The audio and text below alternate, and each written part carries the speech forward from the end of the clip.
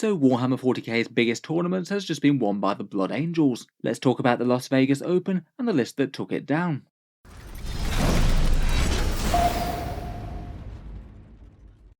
Hello and welcome back to Auspex Tactics, where today I thought we'd talk briefly about the Blood Angels list that won the Las Vegas Open, with Jack Harpster beating out 900 other hopeful hobbyists trying to take the top spot. Let's talk about the Las Vegas Open and the Blood Angels place and leading up to it, then go through the winning list, the list that it beat in the final, and how the recent changes might be affecting Blood Angels. So the Las Vegas Open is 40K's biggest and most prestigious tournament, perhaps the single event that people pay the most attention to in the tournament calendar, run by Frontline Gaming. Usually Games Workshop makes a bit of an effort to stop rules updates getting in the way of the really big tournaments, but this year they made things very awkward for the tournament organisers of the event by dropping that enormous Arks of Omen update around about a day before the official cut-off for rules updates. Due to the sheer logistics of people flying in from all over the place and getting armies together, the event organisers therefore decided to stick with Nephilim for the event, essentially lagging behind the current rule set by a little bit, or basically a big event at the end of the season, depending on which way you want to see it. I must admit that did dampen my enthusiasm for keeping track of it quite so much. With so many big changes to the game, it sort of feels like that's just harking back to a bit of a past meta, maybe not telling us quite so much about strong stuff going forward.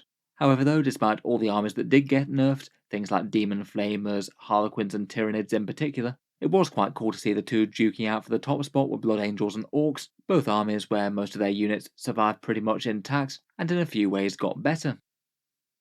It is really quite cool to see Blood Angels win. They weren't exactly the top army in Nephilim. Their tournament win rate was hovering around about 46%, and despite being a popular faction, only a few players have managed to take them to win big events. Definitely have the tools to be competitive and punch up with the biggest armies around, but perhaps an army that takes a bit more skill to play and win big with compared with some others.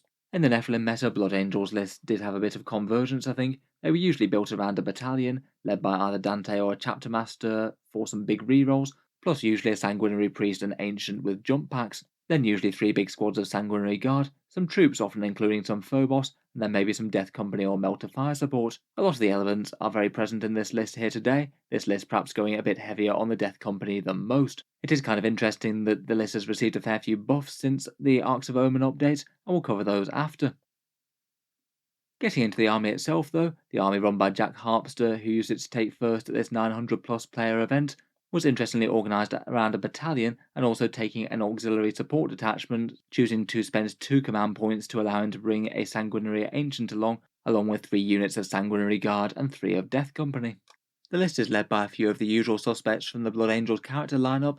Commander Dante is a pretty solid all-rounder, being a chapter master to give a unit reroll all hit rolls, pretty nice for things like Death Company, Inferno Pistols and Thunderhammers. He grants an extra command point, always helpful in Nephilim, and generally has quite a nice fighty profile with a 2+ armor save and the ability to opt to either fight in death or use Angel's Sacrifice for free.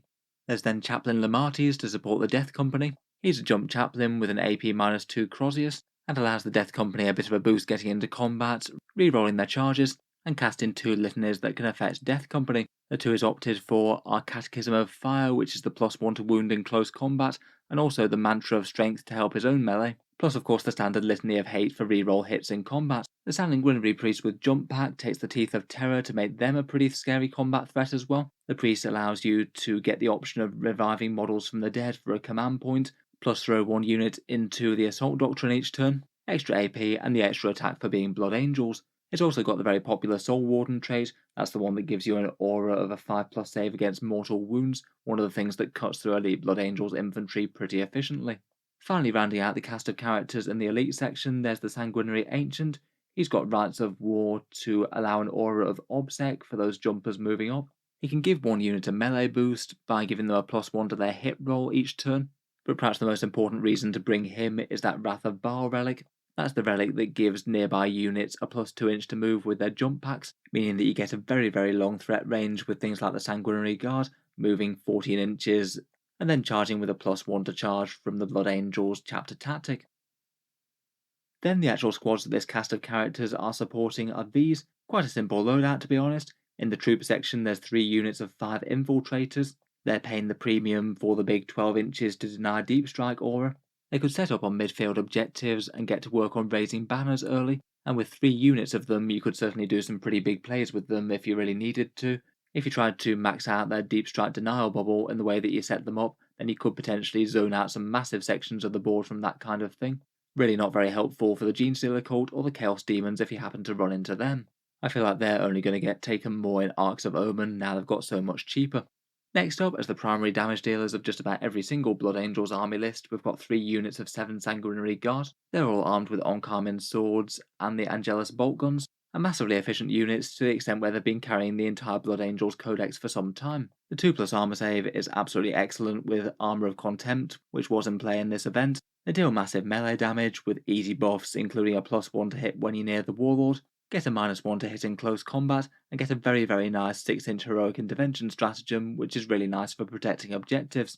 Finally, there's 3 units of 5 Death Company with jump packs.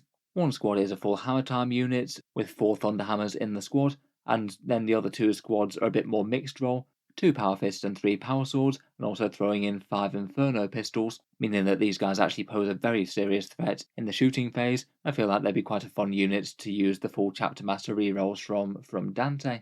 I might be miscounting something, but I don't think that they've got enough CP to use Forlorn Fury. There's a total of 4 CP spent on relics and warlord traits, and 2 CP on the auxiliary support, and even with Commander Dente's extra 1, that's not enough to make the 2 CP for Forlorn Fury, though I might be missing something. It looks like the Death Company were also particularly relevant for killing enemy units for the Death Company secondary. Looks like that Fury of the Lost one was taken in a few matchups.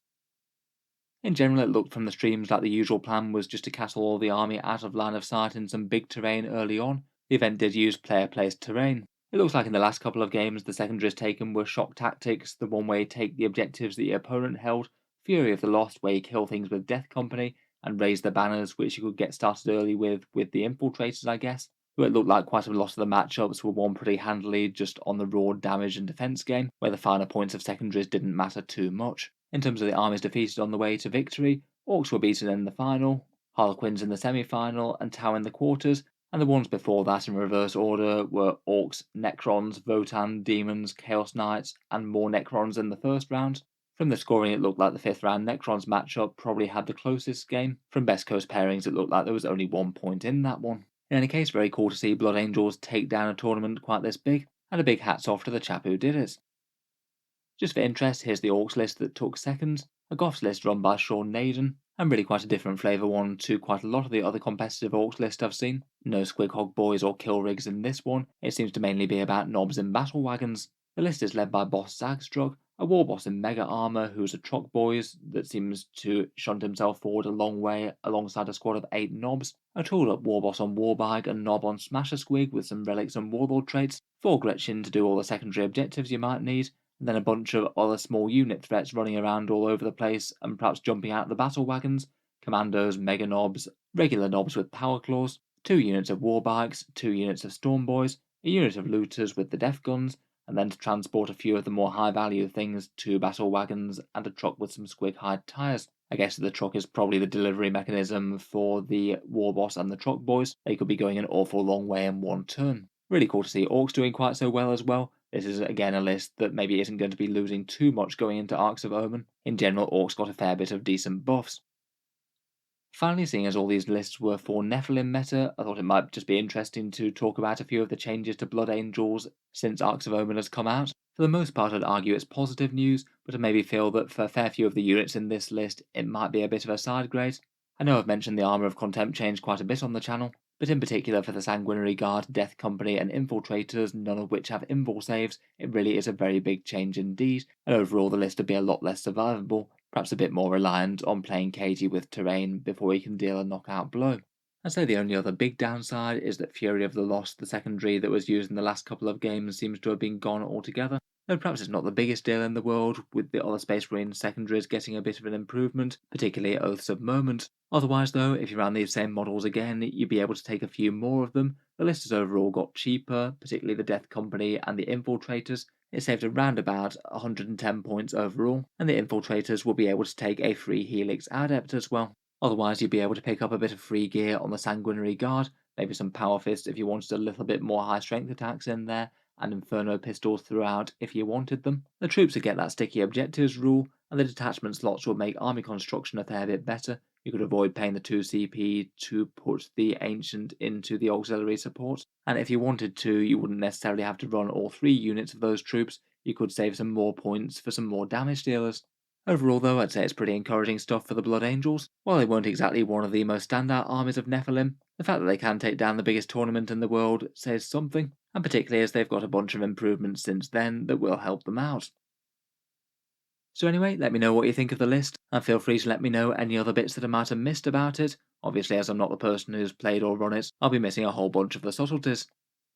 Otherwise, if you have enjoyed the video, then feel free to subscribe to Auspex Tactics, where I'll certainly keep the regular 40k videos coming, with new ones coming out just about every day. I'll be hoping to cover Blood Angels and Arks of Omen at some point in the not too distant future.